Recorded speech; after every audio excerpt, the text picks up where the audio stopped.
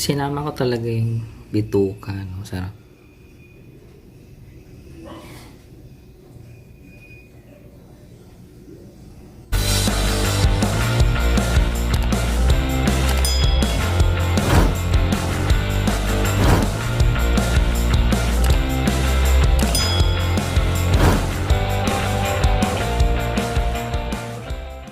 Guys, welcome to our vlog.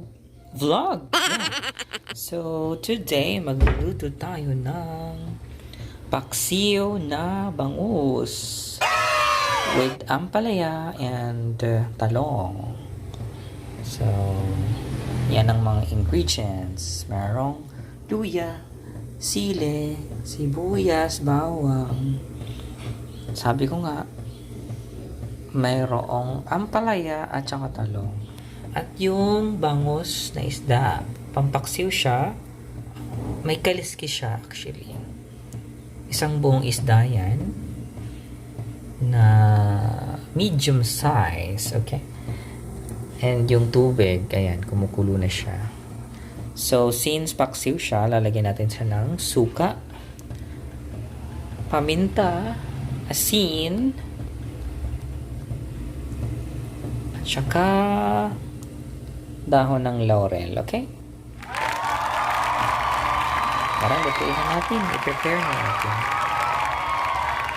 Okay, so nalagay na yung ingredients na sibuyas, bawang at luya. Lagyan na natin ng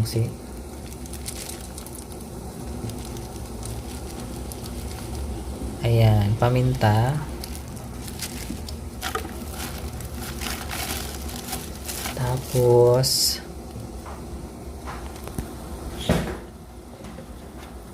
yung asin. Yan. Tapos ito yung dahon ng laurel.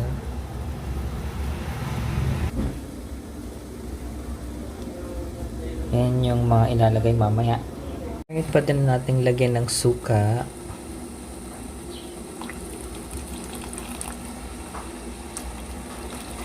And pwede nyo rin po lagyan ng sugar. Okay. Lutuin natin yung suka. At this time, pwede na natin ilagay yung isda. Ayan. Gusto ko talaga yung yung isda na matataba. Yung bangus. Yung matataba yung tiyan. Sarap. Ayan, so pakuluin natin yan. Mamaya natin ilagay yung gulay. Okay, takpan natin. Okay.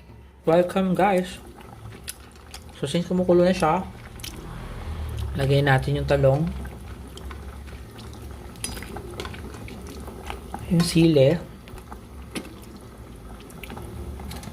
At yung ampalaya.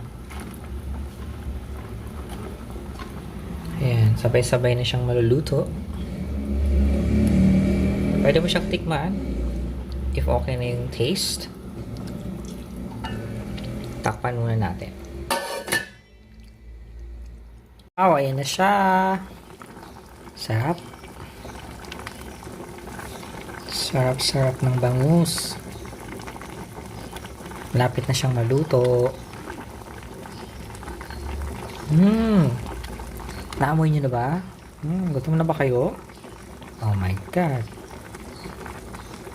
Gutom na rin ako eh.